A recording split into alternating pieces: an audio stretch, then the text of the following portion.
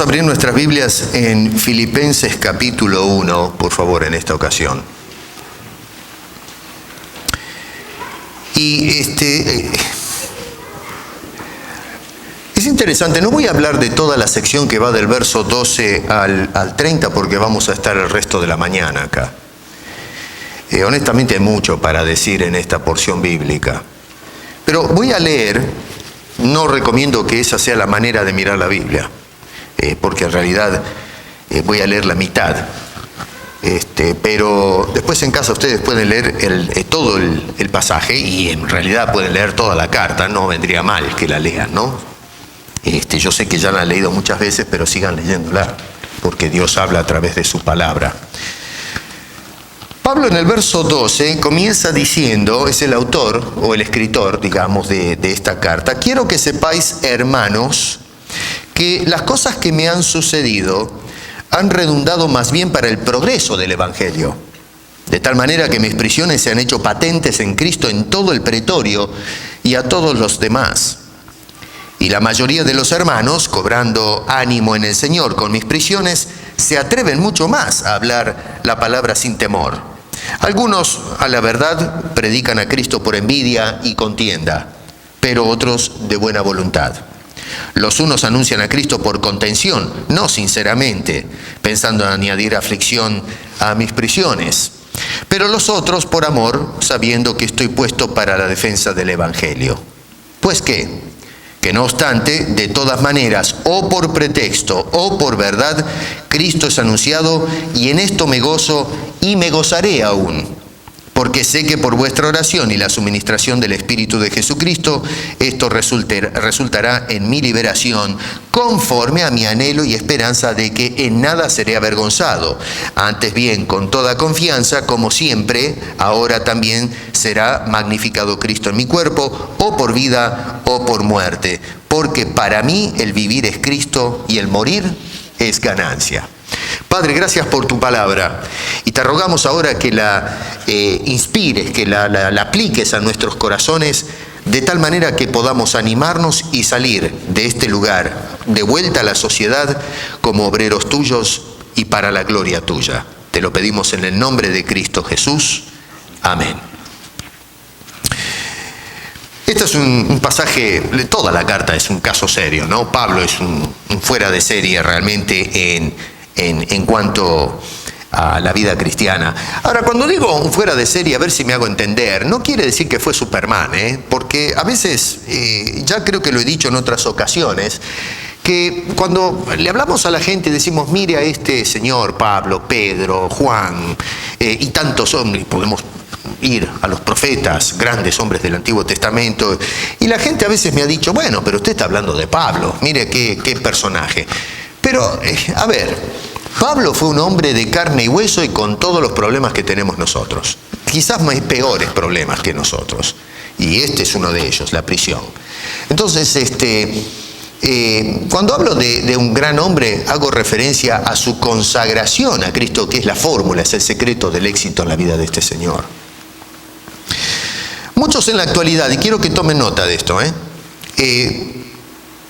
interpretan las adversidades que encaramos en la vida, y me refiero al pueblo cristiano, como una maldición de Dios.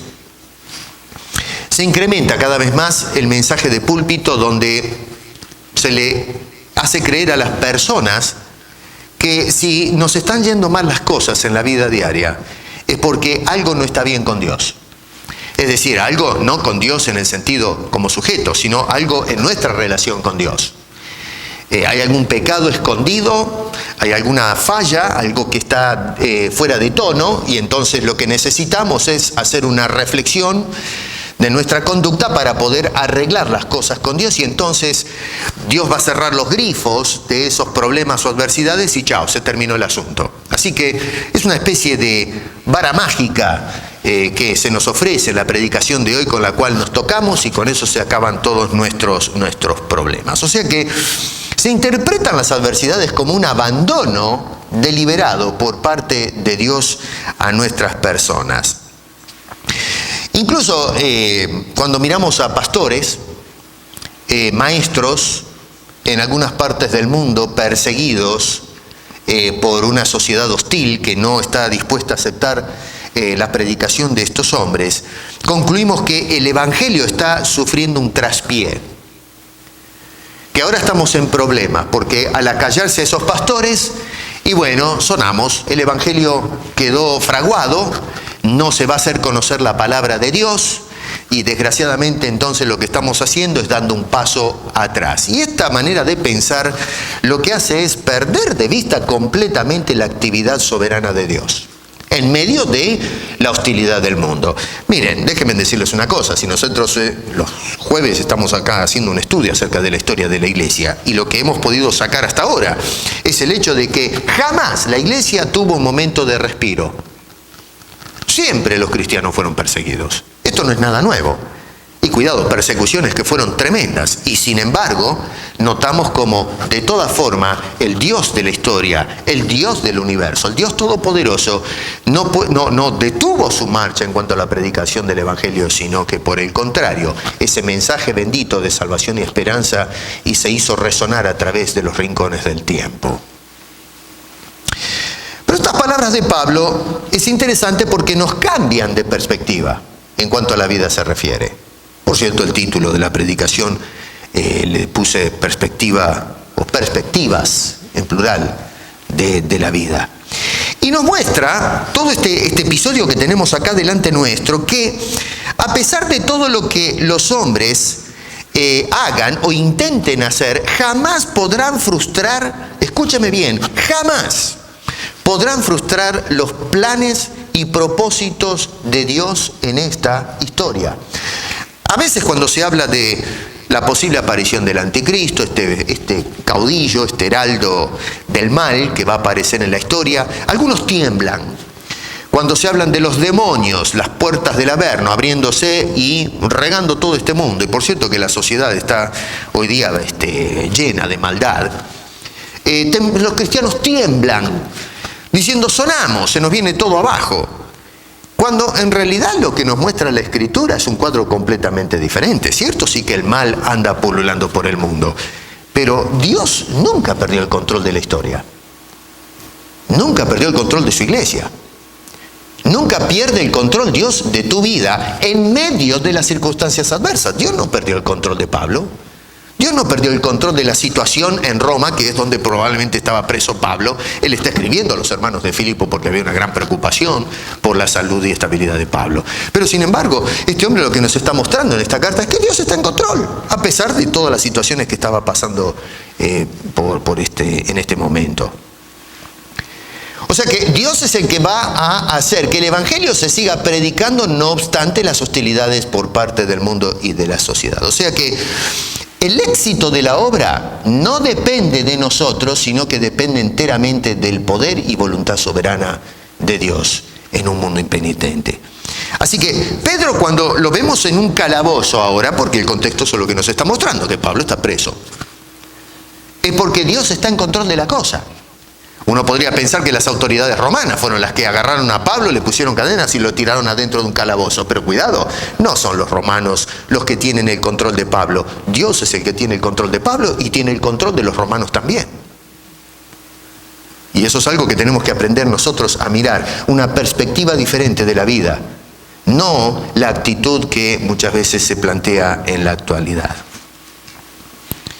Ahora, es interesante porque Pablo está preso, pero está preso no porque cometió algún delito. Yo entiendo que si una persona comete una falla, creyente o no creyente, merece el peso de la ley. Para eso están las leyes civiles.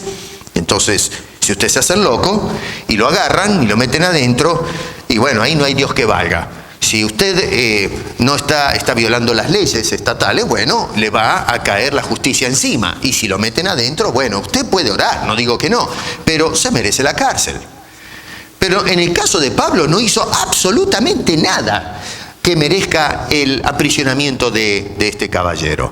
Así que lo que notamos acá es que es una causa completamente injustificada. En este caso era acusado, por ejemplo, totalmente injusto, lo que estaban haciendo con este señor, de ser un instigador de carácter político, que trataba de alguna forma de hacer campaña Ahora estamos mirando en estos días los debates para lograr el liderazgo de las primarias en Estados Unidos. Es fascinante ver esto, al menos para mí, lo encuentro extremadamente fascinante. Si vemos las intrigas y las maniobras que están haciendo los candidatos tratando de denigrar al otro y haciendo una serie de cosas para lograr posición política. Pablo no estaba haciendo ninguna campaña política. Lo metieron preso no por ser un hombre que estaba predicando alguna ideología de orden político.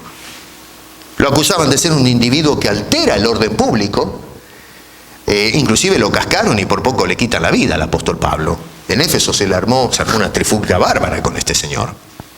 Así que muchos levantaban la voz diciendo que lo que hacía era alborotar a las masas.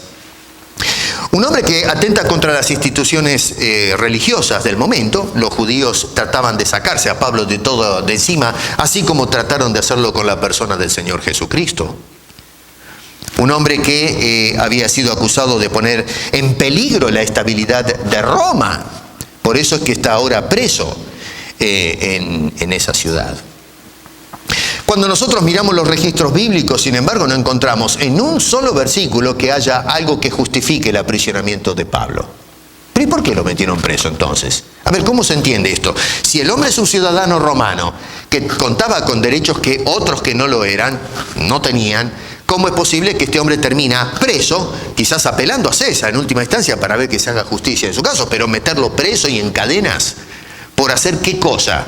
Pero la realidad es que de todas maneras, siendo un hombre inocente, un hombre que no había cometido ninguno de estos delitos y otros que podrían haber levantado en contra suya, de todas formas terminó preso. Y digo yo, ¿dónde está Dios en medio de todo esto? ¿Desapareció?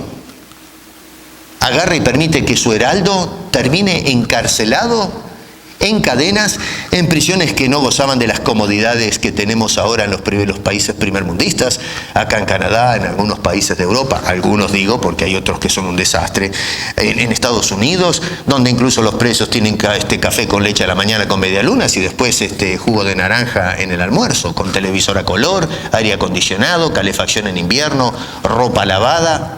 En aquel entonces no existía nada de esto. Caer en una prisión de Roma era cosa terrible. Allá fue a parar Pablo.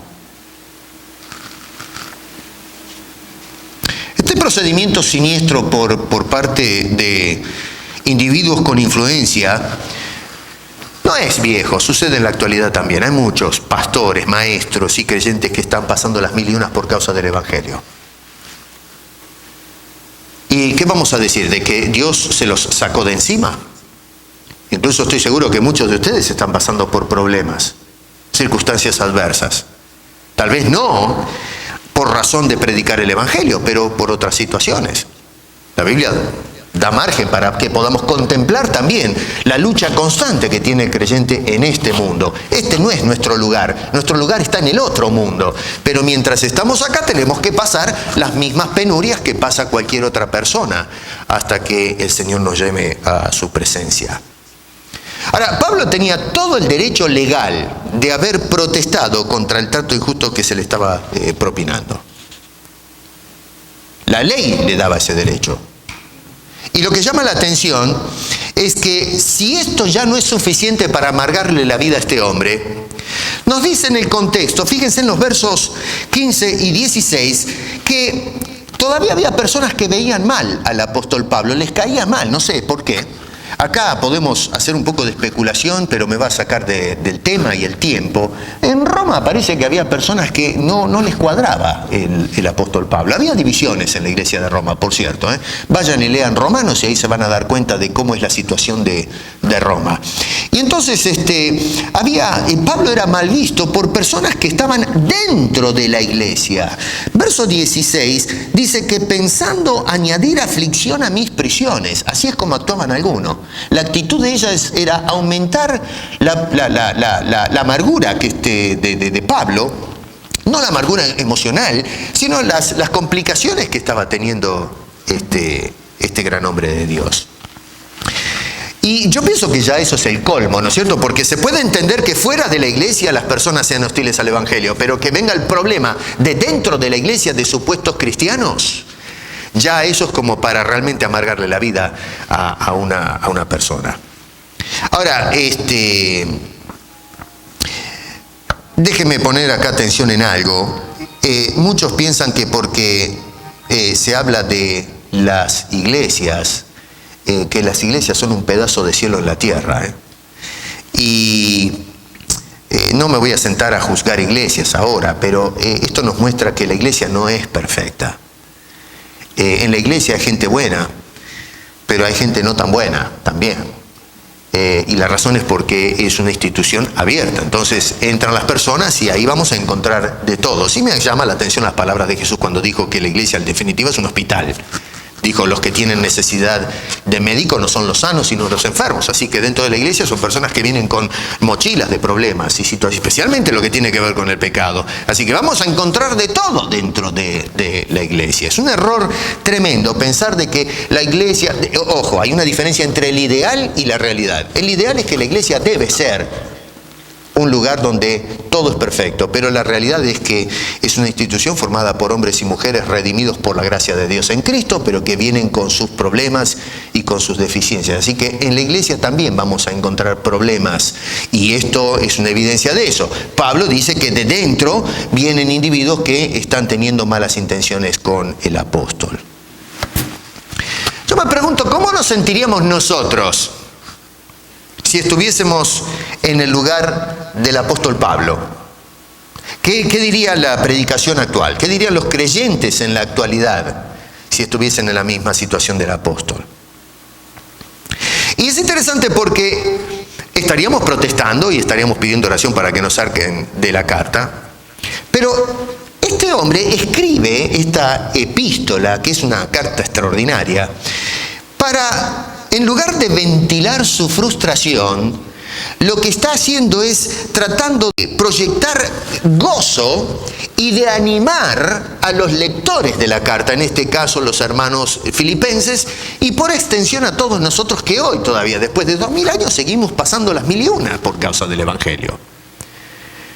Entonces el hombre lo que trata es de levantarles el ánimo, que no es la prisión o el encarcelamiento lo que determina en definitiva la condición y actitud de este gran hombre de Dios, sino de las razones por qué Dios permite estas cosas, para su gloria y para su honra.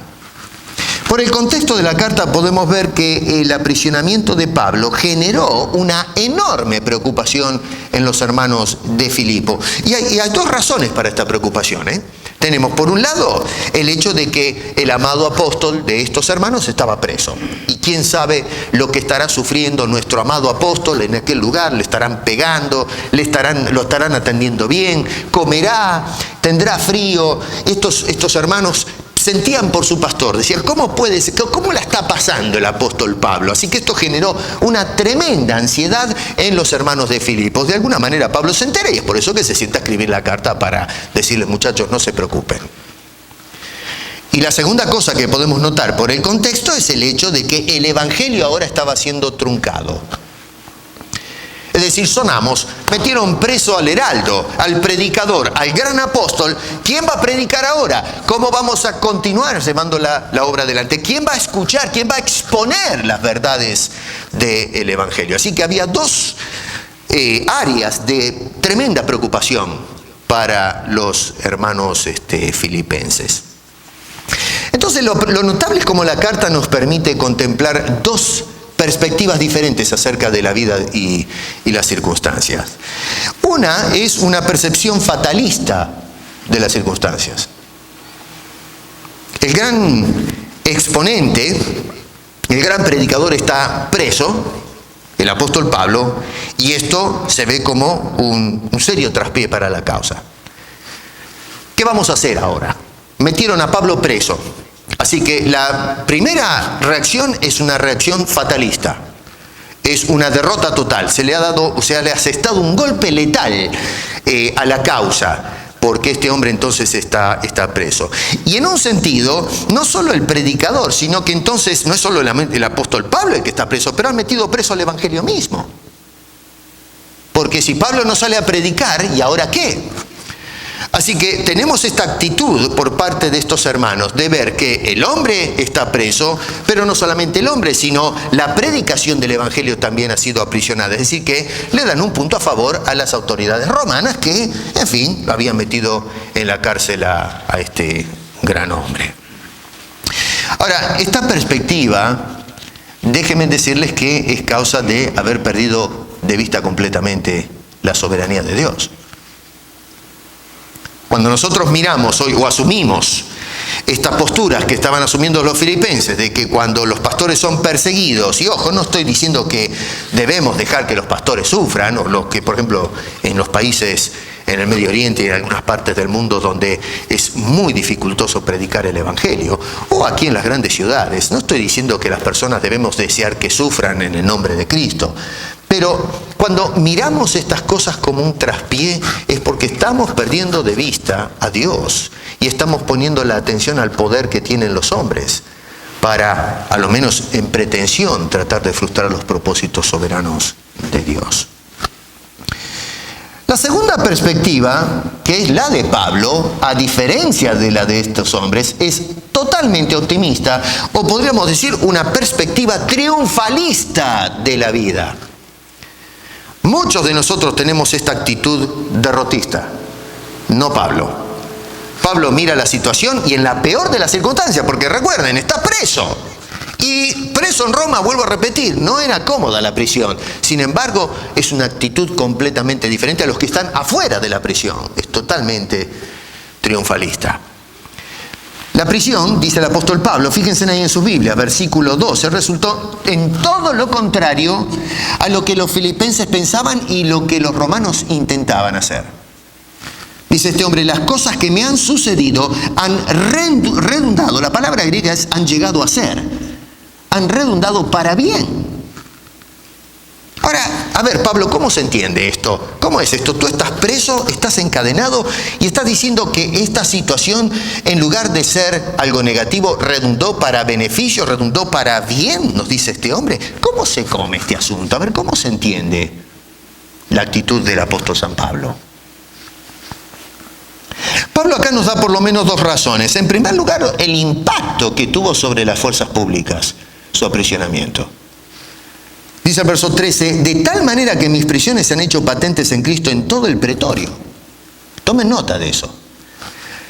Déjenme hacer una aclaración. Acá muchos piensan que el pretorio es la casa del gobernador o procurador, se le llamaba en Roma. Pero en los tiempos de Pablo todavía no había pasado el pretorio a ser casa o hacienda del procurador. En los tiempos de Pablo, que estamos en el primer siglo, el pretorio era una especie de cuartel de soldados, un ayuntamiento donde se amontonaban o se congregaban la élite del ejército romano. Los soldados pretorianos eran, a ver cómo lo pongo en términos actuales, eran los guardaespaldas de César. Era una élite de soldados fuertes, tremendos luchadores y gentes que guardaban en nombre del emperador a ciertas personas o la vida misma del emperador. Así que Pablo, miren qué interesante, porque dice allí entonces que de tal manera que mis prisiones han hecho impacto, se han hecho evidentes, se han hecho patentes dentro del pretorio. Esto es impresionante. O sea que notamos un cuadro diferente. Pablo dice, ¿qué estoy haciendo yo acá? Y bueno, lo que estoy haciendo es siendo un testigo, como lo era afuera, del otro lado de los barrotes, al pretorio, a los soldados, a la élite de los soldados de Roma, justamente los que están más próximos a toda la oficialidad del imperio, el emperador por encima de todo, y luego los senadores y todo el personal que formaba parte de las fuerzas públicas en aquel entonces. Cuando Pablo dice en el verso 12 de tal manera que trata de mostrar a los hermanos hasta dónde había llegado la influencia del Evangelio del Señor Jesucristo. Yo a veces me pongo a pensar lo que habrá sido estar encadenado al lado de Pablo. ¿Saben lo que es estar? No sé, algunos dicen que las guardias eran de 4 o 6 horas de rotación. Pero yo no sé lo que debe haber sido. Si una hora estado de Pablo es escuchar, ¿no es cierto?, a uno que nos vacía la palabra de Dios constantemente. Imagínense que ¿cómo se dice? La ley en ese caso, los fueros, digan que un soldado tiene que estar al lado del prisionero 6 horas. ¿Y ustedes creen que Pablo durante esas 6 horas se ponía a jugar, qué sé yo, al ajedrez con el iPhone? Era una máquina, aprovechaba esas 6 horas porque no sabía si iba a volver a ver el soldado de presentar el evangelio. Este no se me escapa. Soldado que pasaba por allí tenía que escuchar las descargas del apóstol Pablo. O sea que, en definitiva, fuera de la cárcel predicaba, pero ahora dentro del pretorio, el hombre sigue predicando, haciendo exactamente lo mismo que hacía fuera de la prisión. Y no solamente eso, pero miren al final del verso 13, donde dice, y a todos los demás. O sea que no solamente Pablo predicó e influenció, se hicieron patentes sus prisiones dentro del pretorio, pero hay más gente que no enlista. Dice, y todos los demás. ¿Quiénes son esos todos los demás? ¿Qué sé yo? Serán personas que estaban vinculadas de alguna forma a la causa Pablo delante de Roma. A lo mejor amigos de los soldados, otros soldados de menor rango, senadores, yo qué sé quiénes, pero había personas fuera de esta élite de soldados que también habían sido influenciados por el apóstol San Pablo. Ahora, me imagino, esto sí, reconozco que es una especulación, que entrara el evangelio en alguno de estos soldados, que eso habrá mejorado el trato de los soldados con Pablo. Es decir, si se convertían a Cristo, si estaba realmente logrando que algunos se convirtieran, estos soldados ahora como cristianos verían a Pablo como un hermano y tratarían de dispensarle algún trato. Reconozco que esto es especulación, ahí no se nos dice nada. Me recuerda, evoca la prisión de Pablo, por ejemplo, en Filipos, cuando aquel carcelero le dio una buena paliza, lo metió allá en el calabozo más oscuro, pero resulta que después cuando en fin fue liberado, este hombre tuvo una actitud totalmente contraria, acepta a Cristo y ahí estuvo limpiando las heridas del apóstol Pablo e incluso lo invitó a casa para tal vez darle de comer, inclusive que el resto de la familia escuche el mensaje que Pablo tenía para compartir. Tenemos otro ejemplo en el Antiguo Testamento, cuando José fue a parar a la cárcel, injustamente. ¿Se acuerdan del episodio de que la señora de uno de los generales del ejército se enfatuó con el muchacho? Ante las negativas de José, lo acusó falsamente y el pobre fue a parar a la cárcel. Y allá en la cárcel cayó en gracia con el carcelero y terminó entonces en una condición más favorable, porque, en fin, bueno, Dios lo hizo caer en gracia delante del carcelero y entonces terminó con mejores tratos. Si vamos al final de la carta, en el capítulo 4, versículo 21-22, dice, saludad a todos los santos en Cristo Jesús, los hermanos que están conmigo os saludan. Los hermanos que están conmigo. O sea que, a ver, estaba preso, pero ahora resulta que ya tiene creyentes. Y luego miren lo que dice, todos los santos os saludan. Y especialmente, ¿qué dice? Los de la casa de César. ¿Qué tal? Ahora, atención con esto, ¿no? Los hermanos estaban tremendamente preocupados entonces por la situación de Pablo. Sin embargo, le iba mejor de lo que ellos pensaban a Pablo, preso en Roma. Hermanos, la fuerza pública podían encadenar a Pablo, no cabe duda. Pero lo que no se daban cuenta es que en realidad se estaban encadenando ellos a Pablo. Y esto es algo que nos tiene que cambiar la perspectiva que nosotros tenemos acerca de cómo Dios trabaja. Las adversidades vienen, pero a veces tienen su propósito. Dios tiene propósitos que atentan contra nuestra lógica, contra la razón o el discernimiento humano. Ellos querían callar al apóstol San Pablo metiéndolo en la prisión con cadenas, pero resulta que ni siquiera dentro de la cárcel podían callar a Pablo porque el evangelio no puede ser opacado, no puede ser callado. Dios no queda sin testimonio, dentro o fuera de las prisiones. No importa lo que el hombre intente hacer, nadie puede callar la voz de Dios, proclamando este mensaje de amor y esperanza que necesita la sociedad humana y lo necesita desesperadamente. No hay cadenas, no hay barrotes, no hay fuerzas o autoridades públicas, no hay movimientos ideológicos o religiones contrarias que puedan frustrar la voz del Evangelio que es tan necesario entre los hombres. Entonces, se notan algunas cosas. 1, verso 14, el estímulo que produjo en la iglesia esta situación del apóstol Pablo. Es decir, la prisión y las circunstancias adversas por las que pasaba este hombre, que en realidad no lo eran desde la perspectiva de Pablo, al contrario, cambió la carta del apóstol Pablo, cambió por completo aquella perspectiva fatalista que tenían. Sonamos, Pablo está preso, ¿quién va a predicar? Entonces Pablo, cuando manda la carta y la leen, dice, pero la gran flauta, este asunto es serio. Y entonces cambió completamente la panorámica. Verso 14 dice que estos hombres cobraron ánimo en el Señor. Y noten que dice en el Señor, no ánimo en Pablo y en sus prisiones. Acá la frase griega es, tuvieron confianza.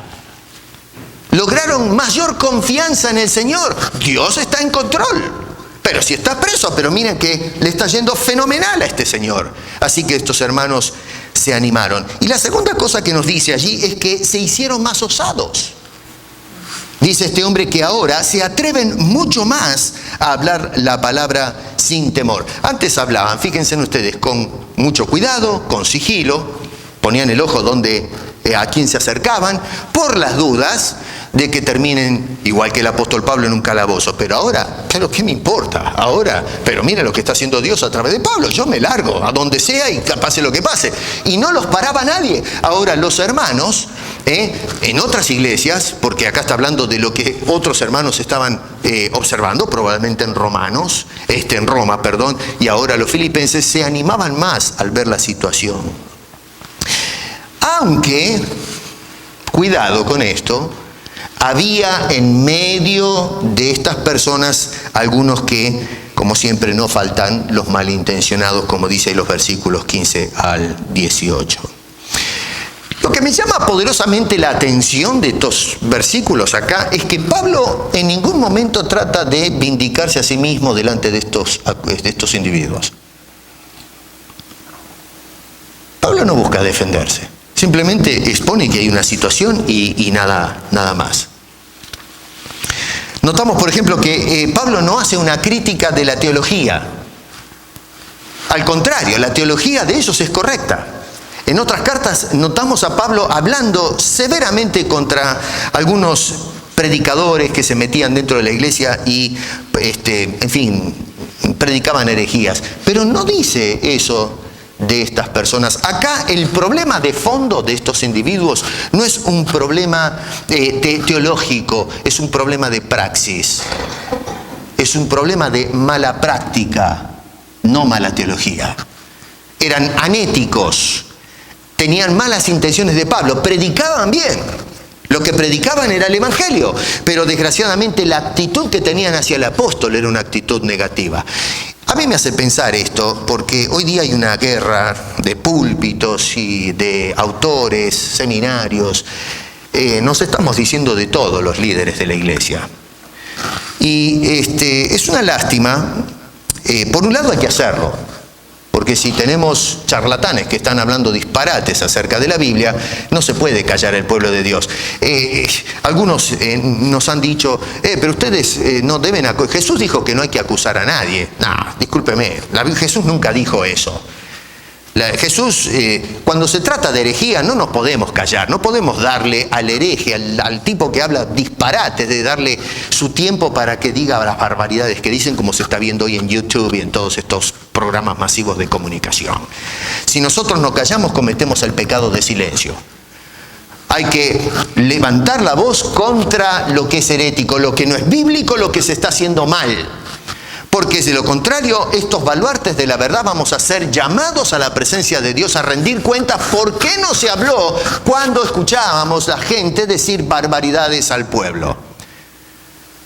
Pero por otro lado se levantan personas que sí predican bien pero tienen una actitud en el corazón que es incorrecta con sus hermanos. Y esto, cuidado, es una palabra de advertencia, porque mira bien cómo tratas a tu hermano.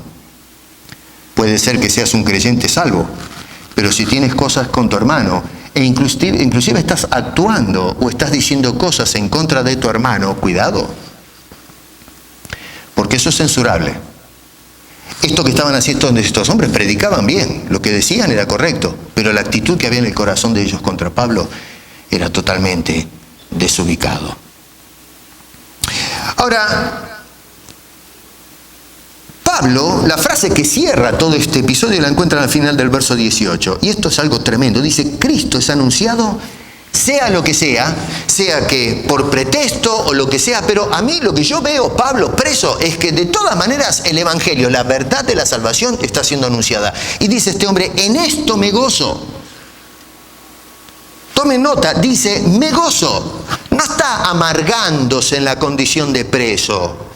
No está rompiéndose la frente contra la pared de la prisión. Pero ¿por qué Dios estoy metido en este lugar? ¿Por qué no me sacas, hermano? Oren para que se me abran las puertas. Yo no merezco estar acá adentro. Pablo desde adentro de la prisión se está gozando.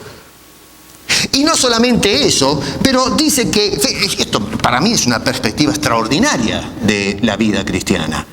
Pero se proyecta más adelante, porque dice, inclusive, me gozaré aún, versículo 18. ¿En qué se va a gozar Pablo? Observen, versos 19 y 20 dice, porque sé que por vuestra oración y la suministración del Espíritu de Jesucristo, esto resultará en mi liberación. Y acá yo quiero parar un poquito, porque muchas veces algunos intérpretes miran esto de la liberación al final de ese versículo 19, pensando que Pablo dice, si ustedes se ponen a orar se me van a abrir las puertas. Un poco lo interpretan condicionados por la teología de hoy, ¿no es cierto? Todo lo que le pidamos a Dios, Dios lo da. Si tú le pides un auto, Dios te lo da. Si se te cayó un diente, pídele a Dios que te lo va a llenar con oro. Si tienes una pierna rota, ora que el Señor te la arregla. Si te echaron del trabajo, ora que Dios te va a dar otro trabajo. Y qué sé yo, te duele la cabeza, ora y declara que Dios te cura el dolor de cabeza. Tienes cáncer, ora que Dios te lo cura. Y tenemos ese asunto. Hazlo, y lo que tú le pides a Dios, hazlo con demanda, con autoridad, y Dios lo hace. No, eso no es así. Hay cristianos con dolor de cabeza, hay cristianos con cáncer que se nos mueren, con ataques cardíacos, lepra y todos los males que tienen y que han tenido los cristianos a través de la historia. Jesús no tenía ni un Mercedes-Benz y no tenía ni siquiera una casa donde dormir, ni siquiera un cuarto para dormir, tenía que vivir de prestado. Y Pablo, bueno, ya miramos dónde está el apóstol Pablo, así que esa teología contemporánea de que Dios es el que soluciona todos los problemas cuando nosotros se lo demandamos, no, esa teología no es bíblica. A veces Dios nos hace pasar por problemas, por eso hay muchos consejos para que tengamos paciencia en medio de los problemas.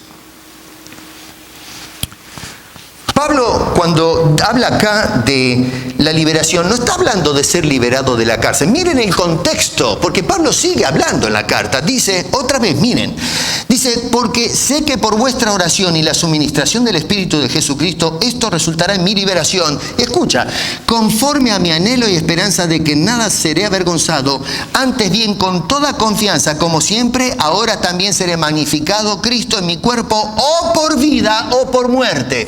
Toma nota que Pablo, aunque está hablando al final del verso 19 de liberación, está teniendo en su ecuación la posibilidad de que muera. Que las cosas no salgan bien con los romanos. Que a lo mejor y eventualmente murió Pablo en Roma, no en esta situación. Pero este hombre ya tenía en la ecuación, en los planes, la posibilidad de que las cosas no salgan como muchos esperan, sino que termine yo en el suplicio. Cuando Pablo habla acá de orar para ser liberado, no es para ser liberado de la prisión, sino para ser librado de este mundo, para poder ser vindicado en Cristo Jesús.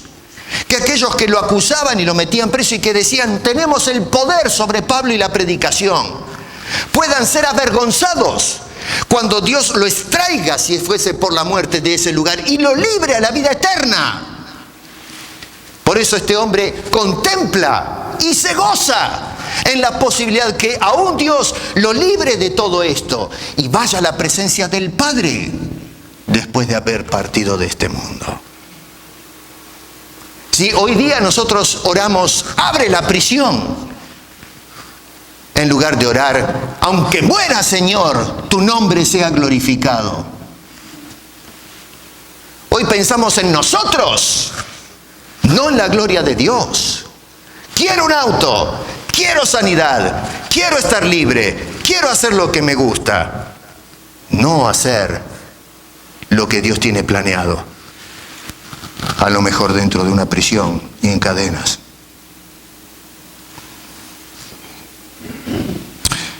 Y entonces me llama la atención del verso 21. Dice, porque para mí el vivir es Cristo. Y ahora fíjense en lo que dice, y el morir es ganancia. ¿El morir es ganancia? ¿Quién habla así en estos días? ¿Qué pastor escuchan ustedes decir estas palabras de Pablo hoy día? ¿Qué cristiano dice hoy, para mí el morir es ganancia? ¿Dónde se fue ese mensaje del pueblo cristiano, para mí el morir es ganancia? Si usted va y dice que para usted el morir es ganancia, dice, está loco. Nosotros hoy vemos la muerte como un castigo. Para el cristiano hablo, no para los no creyentes. Nos dicen, no hablen esos términos. Usted tiene que declarar libertad y victoria, vida. La persona que muere pierde. Cuando hablamos de una persona que partió de este mundo, decimos, se perdió el hermano. Perdimos a un ser querido. No perdimos nada. Ganamos si somos creyentes. La única diferencia con nosotros es que se adelantó por la gracia de Dios a ir a casa antes que nosotros. Para Pablo el morir era ganancia, dice, porque es estar con Cristo. Al fin y al cabo, ¿para qué diablos este hombre se mató predicando el Evangelio? ¿Para qué entregó su vida? Para ser golpeada, arrastrada por las calles, apedreada, metida en calabozos incómodos. ¿Para qué lo hizo? Para, en definitiva, estar en la presencia de Cristo Jesús. Ese era el gol del apóstol Pablo. Y quiere que sea el gol de todos nosotros. ¿Quién habla así en estos días? ¿Quién mira la muerte como ganancia?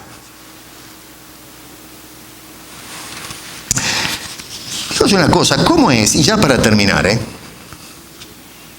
¿qué le daba a Pablo esta perspectiva de la vida tan distinta a la que tenían los hermanos de Filipos y tan distinta a la que tenemos nosotros en el siglo XXI? ¿Qué es lo que marcaba la pauta en el apóstol Pablo?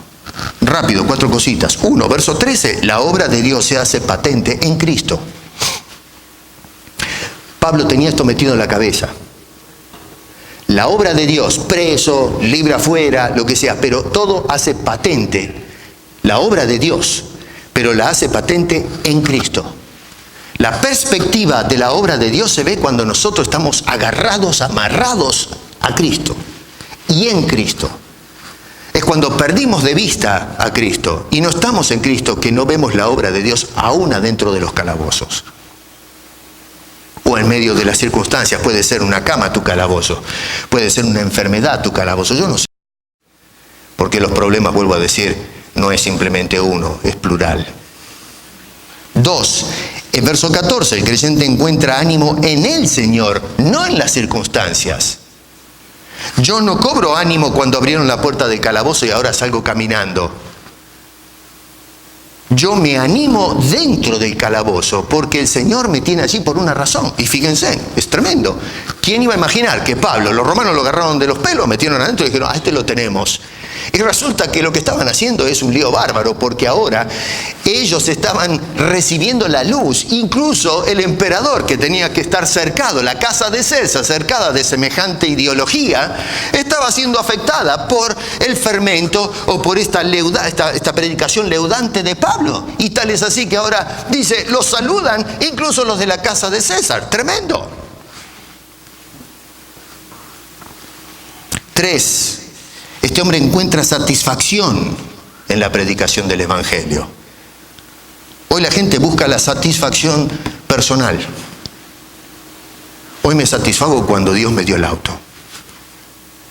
Me gozo cuando el Señor me dio la casa. Me gozo cuando el Señor me curó las encías. La gente no se goza cuando un alma viene a los pies de Cristo. Le decimos, qué bueno, hermano, te felicito. Contaba esta mañana en la escuela dominical cómo una secta me viene a visitar. Y me llamó la atención la pasión con lo que lo hacen. Están en el error y son más apasionados que nosotros. Pablo se gozaba dentro y fuera de la prisión, en medio de las circunstancias adversas, en el poder del Evangelio. Y 4, Cristo es quien nos vindicará cuando sea el momento y según la forma que Él considere. No la forma en que nosotros queremos ser vindicados, es según lo que Dios escoja para nosotros. Así es como vamos a glorificar a Dios. Y Pablo llegó a entender esto, y es por eso que se goza en la prisión y dice, para mí el morir, señores, es ganancia. Y no importa si me dan una inyección para dormir, o me cortan la cabeza, o me tiran a las fieras, lo que sea. Yo me gozo en el hecho de que para mí morir, no importa cómo muera, es ganancia. Salgo yo ganando, los que pierden son los otros, que callaron al predicador que les puede dar el mensaje de salvación y vida eterna.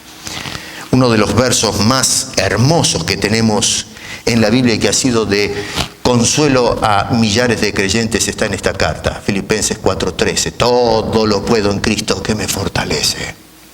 Todo lo puedo, incluso adentro de las prisiones.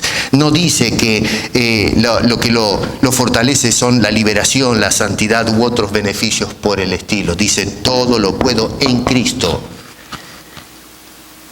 Y dice que me da la fuerza, no da libertad, sino la fuerza para que esté preso o libre, golpeado o levantado, o como sea mi situación. Él, Jesús, me da la fuerza para penetrar en esos misterios de la gloria, de la gracia de Dios, y dejar que Dios me use como un vaso para su gloria. Que podamos ver cómo la mano de Dios se mueve en esa circunstancia. Y Dios le dio a este hombre el gozo y el honor, el privilegio de ver cómo esa prisión terminó siendo para la gloria de Dios. Y qué contento se habrá ido Pablo al otro mundo. Imagínense, vio a Cristo, todo lo que luchó durante toda gran parte de su vida, debo decir, y dejando atrás, en ese lugar que lo habían metido preso, un montón de creyentes, de hermanos que un día se van a encontrar. Imagínense cuando se abre el cielo y entren los pretorianos y de la casa de César. Bueno, ya está, ya entraron, ¿no? Pero me imagino cuando habrán entrado a la presencia y encontraron a Pablo, y Pablo dice, muchachos, chicas, ¿qué tal?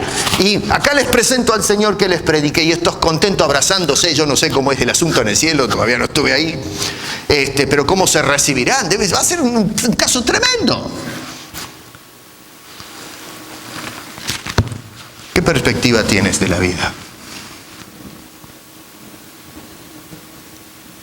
¿Es fatalista o es triunfalista? El mundo sí es fatalista, vamos mal. La visión que debemos tener del mundo es la bíblica, es fatalista, va para juicio.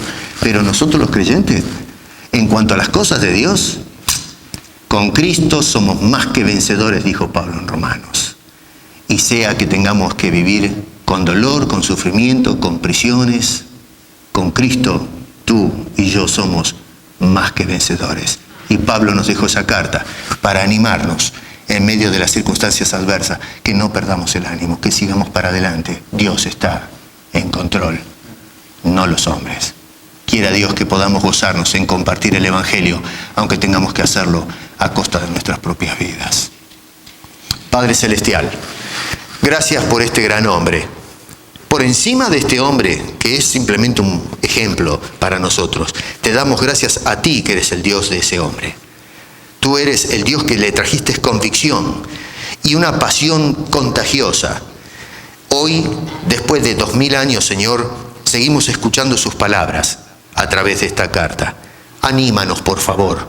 Permite que podamos hablar como Pablo, que si morimos, hemos ganado. Y hemos ganado porque Cristo nos ha dado la vida eterna. Bendice a este tu pueblo, por favor. Tú entiendes sus condiciones y problemas, persecuciones, angustias. Te ruego en el nombre de Cristo que les ayudes a gozarse en medio de esas circunstancias, porque tú eres un Dios en control. Porque te lo pedimos con acción de gracias en el nombre de Cristo Jesús. Amén.